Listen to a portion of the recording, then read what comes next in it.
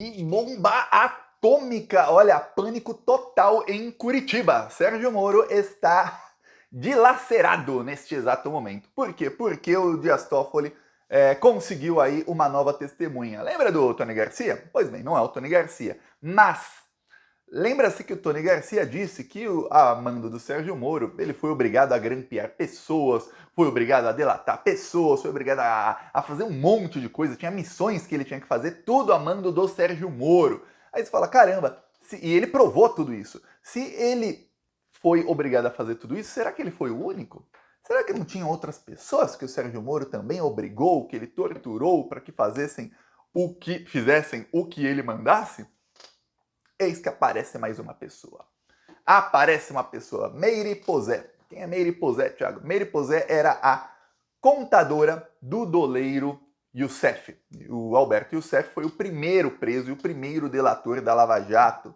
O Alberto Youssef agora pediu aí para anular o acordo da delação premiada dele e ele vai para cima do Sérgio Moro, ele vai tentar anular todos os processos contra ele. Se isso acontecer, toda a Lava Jato cai. Aí imagina você um castelo de cartas que você pegou e você dá um chutão no castelo. Não é tirar uma cartinha, não. Nesse caso, ele vai dar um chutão no castelo de cartas. Não fica a carta em pé, não. É isso que tá para acontecer. Só que o que acontece é o seguinte. O Eduardo Apio, lá em abril, ele desengavetou uma investigação que era sobre um grampo que foi feito na cela do Alberto Youssef. Ok. Por conta daquilo, essa investigação agora está nas mãos do Dias Toffoli, por conta daquilo, depois uma outra investigação foi desengavetada. E essa investigação acaba de ser oficialmente desarquivada. E ela vai ser levada ao Dias Toffoli. Então essa investigação aí foi uma... Aí, graças ao Eduardo Apio lá atrás, que vai voltar, provavelmente vai voltar para a Lava Jato daqui a um tempo, graças a ele, aí o STF viu ali, opa, peraí, tem uma investigação aqui que também envolve pessoas com foro privilegiado. E tem uma investigação aqui que tem a ver com o grampo na cela do Alberto Youssef. Por quê? Porque a Meire Posé, a contadora do Alberto Youssef, ela foi obrigada pelo Sérgio Moro e por um delegado da Polícia Federal a gravar autoridades. Ela foi obrigada também a gravar outros investigados da Lava Jato. Ela ficou mais de um ano sendo obrigada. Agora tem uma coisa, usaram dinheiro público, usaram verbas públicas para dar uma vida de luxo para Meire enquanto ela estava gravando. E quando ela não era mais necessária, jogaram a Meire no lixo e ainda a prenderam.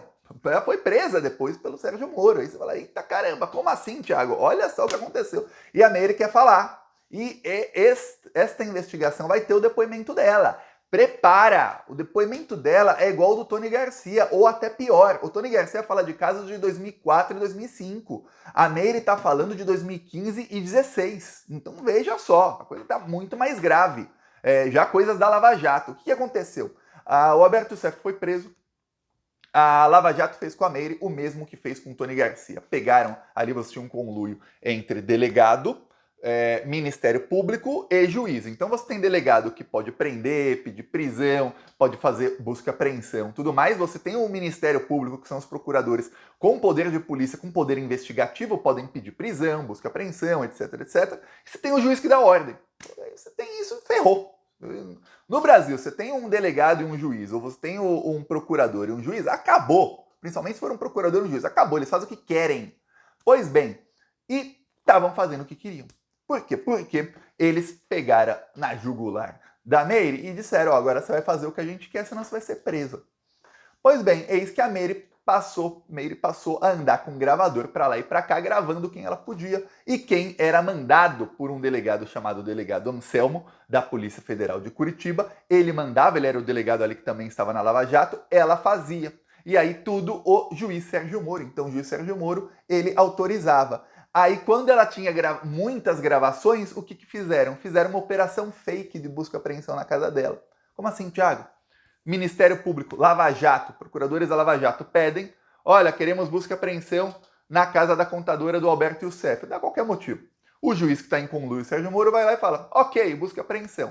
Aí ela entrega, não precisa nem a polícia na casa dela, ela vai lá na polícia, ela vai e entrega em mãos lá para os delegados, para o Sérgio Moro, as gravações, e aí, no relatório, o delegado da Polícia Federal faz um relatório fake e fala, olha, na casa dela foram encontradas essas gravações. E aí eles usam as gravações como provas. Por quê? Porque eles não podem chegar com uma gravação e falar, nossa, tem uma gravação aqui, ó, para ferrar fulano. Não. Eles simplesmente pegam, fazem essa operação fake, olha só, com o delegado, procuradores da Lava Jato e Sérgio Moro. E aí ela entrega as gravações que ela fez ilegalmente e viram gravações legais, porque foram obtidas pela polícia legalmente. Ela não saberia jamais, foi uma busca e apreensão, ela jamais poderia saber que isso cairia nas mãos da polícia. Ela estava gravando porque ela era uma pessoa louca que gravava os outros, talvez para chantagear depois. Então veja, esse é o argumento, e aí isso tudo é usado contra o pessoal. Para quê? Contra essas pessoas que ela gravou. Para quê? Para Lava Jato abocanhar esses aí, decretar prisão preventiva e falar, olha, agora você tem que mudar de advogado, contratar o sócio da Rosângela Moro, pagar milhões para ele, você ainda vai pagar milhões uma multa, que essa multa depois a vara de Curitiba desviava, roubava o dinheiro público, e aí eles, lembre-se, antes disso quebravam os sigilos para ver se o cara tinha grana ou mesmo, e aí não importava ser inocente ou não, tinha uma gravação ali parecendo que era alguma coisa, já era o suficiente. Já tinha o conluio delegado, juiz e procurador, e aí continuava o esquema da Lava Jato extorquindo todo mundo. E com amplo apoio da imprensa, com jornalistas ali que eu tenho certeza, eu não tenho dúvidas de que esses jornalistas recebiam muita grana para isso. Né? Que, nossa, o jornalista fazia que ele tem... Eu já vi gente que eu falo, meu, é ingenuidade ou é que a pessoa gosta de desinformar? Eu já vi jornalistas aí, até de esquerda, são sempre os mesmos, dizendo, é que esses jornalistas da imprensa, eles queriam o furo de reportagem, eles queriam os cliques, a audiência, e por isso... A gente tá falando de pessoas que eram torturadas, inocentes, assim. Quem tava lá sabia que a pessoa era inocente. Eles ganhavam grana para fazer isso, grana que eles ganhavam, entende? Pois bem, a Lava Jato roubava muito, rolava muita grana. Eles pegavam pessoas ricas, inocentes ou não, muitos eram inocentes, e eles tiravam tudo da pessoa, ia tudo para os advogados, que eram sempre os mesmos, e ia tudo ali para a 13ª Vara de Curitiba, onde o dinheiro sumia. O Ministério Público Federal de Curitiba chegou agora uma nova investigação que vai ser aberta aí nas próximas semanas. Já estou dando um spoiler aqui para você dos próximos episódios. O Ministério Público Federal de Curitiba chegou a movimentar mais de 10 bilhões de reais em multas que eles pediam a multa, o Sérgio Moro ele assinava, aí os réus tinham que pagar a multa e a multa era destinada, adivinha quem? Ao Ministério Público de Curitiba. Eu nunca vi isso. A pessoa pede a multa para ela mesma receber, que é o que faziam os procuradores. E aí o que acontecia? Como era tudo um mega conluio e essas pessoas estavam sob tortura, era feito de maneira que essas pessoas não recorressem, porque aí não ia para outra instância, então ficava só na primeira. E eles faziam o que queriam. Calma, que essa investigação é mais para frente. Voltamos ao caso da Meire. A Meire foi gravando gente, fizeram uma operação fake de busca e apreensão. Olha quanta coisa, quanto crime tem aí, operação fake. Para esquentar as provas, lembre-se, provas frias são provas ilegais, provas quentes tornam a prova ilegal, legal. E aí poderem ser usadas contra outras pessoas. Só que em determinado momento, a Meire não tinha mais informação para passar. E esse pessoal se prometeu para ela, parece que não prometeram, mas não foi feito nos autos, então ninguém prometeu nada para ela. Assim, prometeram sem ser nos autos, mas nada assinado. Então, você ajuda a gente, e lá na frente a gente não te prende. Quando a Meire não tinha mais informação para passar, o delegado Anselmo e o outro delegado da Lava Jato bloquearam ela no WhatsApp. E aí depois a Lava Jato começou a ir para cima dela.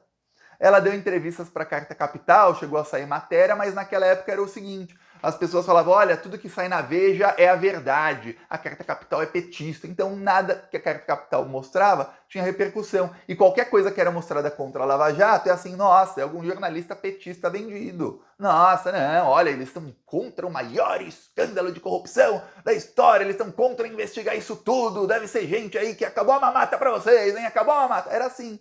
Não tinha argumento naquela época da Lava Jato. Era uma coisa que foi feita, tentaram fazer isso agora, semana passada, eu falo, mergulho da esquerda que dessa vez foi rápida, mas fizeram no ano passado, no começo do ano passado, na Ucrânia, chegaram a fazer no começo desse ano, em abril, num caso do Sérgio Moro, PCC, que ligava o PT e PCC, que é o seguinte, é criar uma verdade absoluta na imprensa e qualquer um que tente falar uma vírgula diferente dessa verdade absoluta, é na hora cancelado e na hora sofre ataque de jornalistas, de influenciadores, seja de esquerda, direita, progressistas, tudo mais, e de todo esse pessoal. Que era o que acontecia na Lava Jato. Qualquer um que falasse uma coisa diferente, olha, gente, parece que tem perseguição aqui, ó. O Sérgio Moro tá indo só pra cima do PT, olha.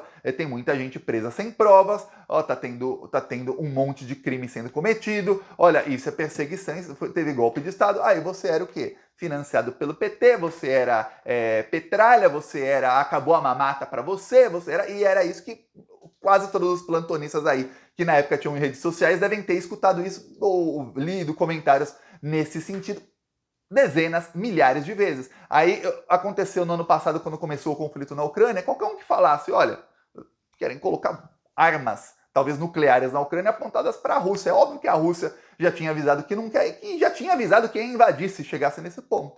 E colocaram um fantoche lá que fez chegar nesse ponto. Pois bem, qualquer um que falasse isso, nossa, você está apoiando o genocídio. Aí agora tentaram na semana passada chegar a fake news disseminada pelo próprio Joe Biden, de 40 bebês decapitados. Qualquer um que falasse, olha, estão cometendo um genocídio na Palestina e já faz 70 anos. Só esse ano, o que mataram de palestinos só nesse ano já é mais do que o Hamas matou lá no ataque.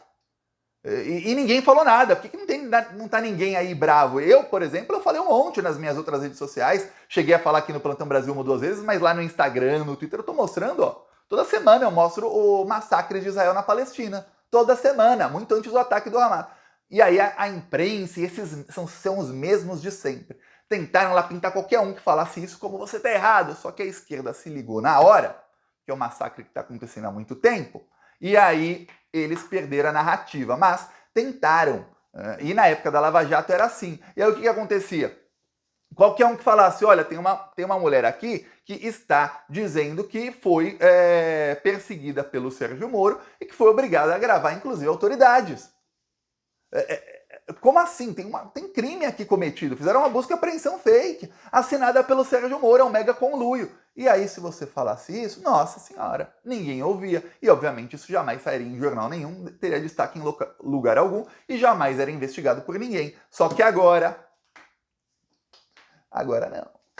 Agora você pode até ver que tem ainda um cerco da Globo ao Sérgio Moro. Você vê que a Daniela Lima estava mostrando bomba atrás de bomba e deram um cala nela? Não falou mais o assunto? E parece que morreu o assunto, morreu. Nem para lembrar, olha, tem novos... Não, nada, morreu. Pois bem, tem ainda uma certa proteção aí de toda a imprensa ao Sérgio Moro, mas a proteção vai caindo cada vez mais. Você vê aqui um furo na proteção, outro ali, cada vez vai sendo pior. Então agora as pessoas ficam sabendo das coisas. Só que o principal furo na proteção do Moro é a judicial, porque agora o Dias Toffoli vai investigar isso aí. E você pode ter certeza que teremos um novo depoimento da senhora Meire Posé. E a Meire Posé, ela está desde 2015 tentando falar, porque ela está revoltada com isso. Imagina que ela foi usada, foi presa, acabaram com a vida dela, e ela fez um monte de coisa pro Sérgio Moro e eles cometeram um monte de crimes e ela fez isso, obviamente, porque estava sob tortura psicológica de gente dizendo, ó, você vai ser presa, a gente vai acabar com você, eu vou pedir não sei quantos anos, dá adeus aos seus filhos, dá adeus aos seus familiares, você não vai ver nunca mais ninguém, a gente vai te colocar naquela prisão lá que não tem nem visita. Aí o pessoal fica assim, eita caraca, me ferrei, e aí faz o que mandam. Como foi o caso do Tony Garcia. O caso é que o Tony Garcia, ele já era bem esperto, não sei se a Meire fez isso também, ele gravou o próprio Sérgio Moro, ele gravou os procuradores, gravou todo mundo, e no caso do Tony Garcia, ele deixou que isso ficasse tudo registrado nos autos dos processos. Então ficou fácil de provar absolutamente tudo. No caso da Meire tem inúmeras provas, muita coisa está em autos de processos. Outras a gente não sabe, veremos.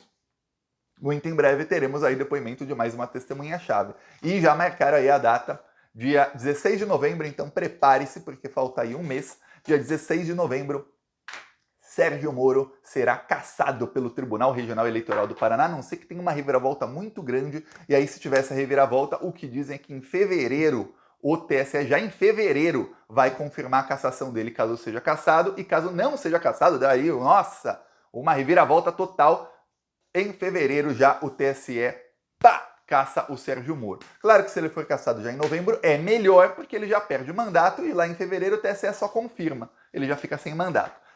Mas O que acontece é que lá no Paraná já tem uma movimentação política gigantesca para a eleição para o Senado que teremos no ano que vem, porque ó, eu já estou falando teremos, né? Que provavelmente não teremos, porque todos dão como certa a cassação de Sérgio Moro, todos. Desde da cúpula do PT, a cúpula do governo Lula, até a cúpula do PL, que também vai disputar a eleição, a cúpula do Partido Progressista, que é do Arthur Lira, todos eles dão como certa a cassação do Sérgio Moro. Se alguém tivesse que, ó, aposta aí todo o seu dinheiro, o Sérgio Moro vai ser cassado ou não, ninguém apostaria no não. Ninguém. Essa é a situação atual. Assim que for cassado, saiba, será preso. E olha, como eu quero que Eduardo Apio volte e seja ele a prender o Sérgio Moro. Não o Dias Toffoli, não o Gilmar Mendes, não o Zanin, se bem que eu acho que o Gilmar Mendes deve estar com a mão coçando assim, ó. Seja Eduardo Apio. Eu peço aí a sua inscrição no canal, seguiremos aqui na luta e vamos pra cima deles. Estão em pânico, viu? Falou!